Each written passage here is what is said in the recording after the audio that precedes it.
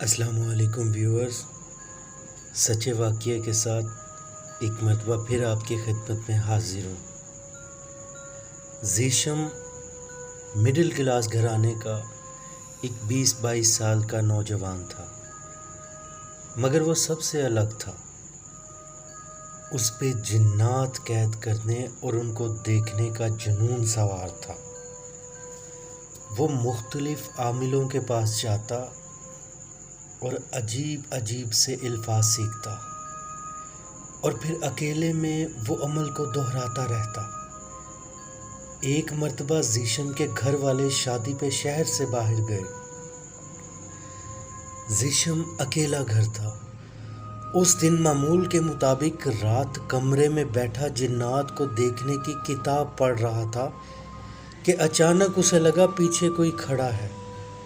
زیشم نے مڑ کر دیکھا مگر کوئی نہ تھا۔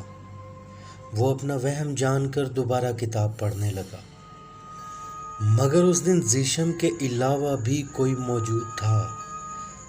کچھ دیر بعد زیشم نے کتاب بند کی اور لائٹ بند کر کے اپنے بستر پر لیٹ گیا۔ ابھی چند ہی لمحے گزرے تھے، زیشم کے منہ پر کسی نے ہاتھ پھیرا۔ زیشم گھبرا کر کمرے کی لائٹ جلائی، مگر وہاں کوئی نہیں تھا۔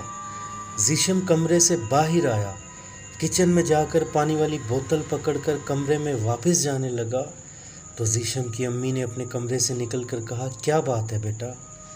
زیشم نے نفی میں سر ہلا کر کہا، کچھ نہیں ماں، اور وہ اپنے کمرے میں چلا گیا۔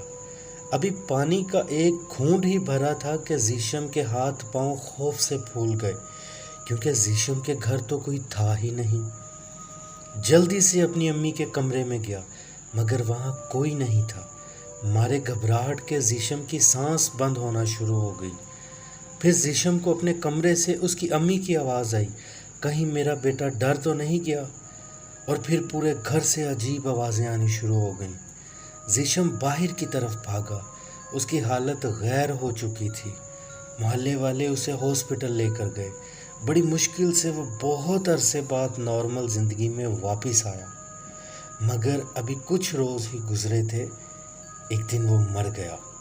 ویورز، جب میں نے یہ سارا واقعہ سنا تو خود میں بھی گھبرا گیا تھا۔ آپ کمنٹ کر کے بتائیے گا وہ کون تھی۔ ایسی ہی ویڈیو میں جڑے رہیے میرے ساتھ، سبسکرائب کرنا نہ بھولیے گا۔ اللہ نے کے